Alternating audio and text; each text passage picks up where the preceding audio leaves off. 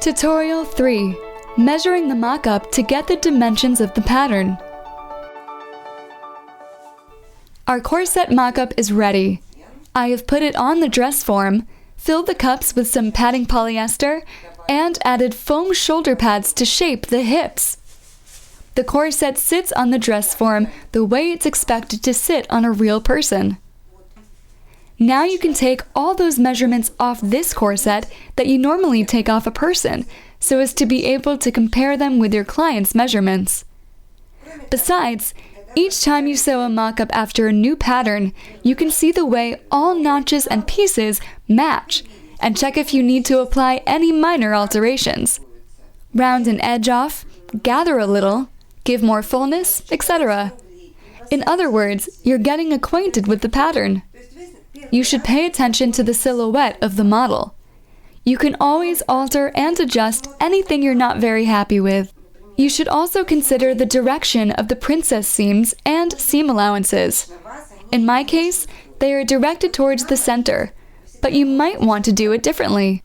You literally need some half an hour to sew a mock-up like this, yet it will help you study the pattern attentively. You will see the way the pieces should be sewn together, what shape they acquire after getting joined, what the bottom line looks like. You will understand the pattern much better by looking at a number of its parameters. A mock-up is also a true must-have when you plan to use tricky materials, like our thin bobinette fabric, that is meant to be joined with the hard fabric of the central pieces and stiff bones. We are going to measure the length of each princess seam on the mock-up and refer to it on the actual garment. We are going to measure the length of the bones using the same princess seams, and then sew them onto our thin bobinette. This is the only way to recreate our mock-up accurately. I'd like to add a couple of more words on the importance of sewing mock-ups. As you saw your patterns, you probably wondered why there's a fold line on the central piece when the model is supposed to have a deep cutout at the front. After sewing a mock-up, you will see that it's much easier to use one central piece made of bobinette with a fold line, and then make the cutout rather than join two separate central pieces, one made of hard fabric and the other of bobinette. You won't have to match the pieces. It'll be fast and very easy. So let's start taking the key measurements. I mark all measurements directly on the patterns. I prefer having all measurements written down on each pattern designed for a certain model.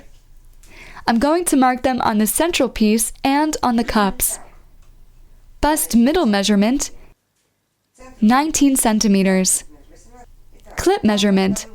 Start at the middle of the bust and don't account for the seam allowance.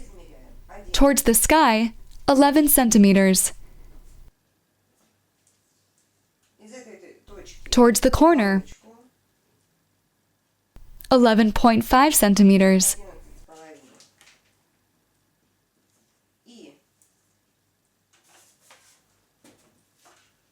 Towards the décolleté, 7 centimeters. Bust front measurement, 48 centimeters. Under bust front measurement, 37 centimeters.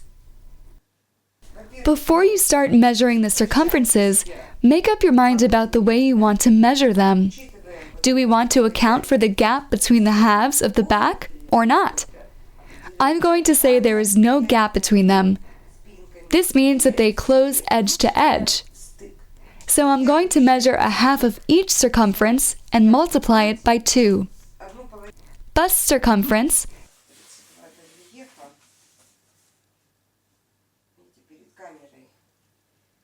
84 centimeters. Under bust circumference, 68 centimeters. Waist circumference. I follow the marked waistline with the measuring tape until I reach the middle, 70 centimeters. Stomach circumference, 88 centimeters, taken 9 centimeters below the waistline. Side length, 17 centimeters. Back length,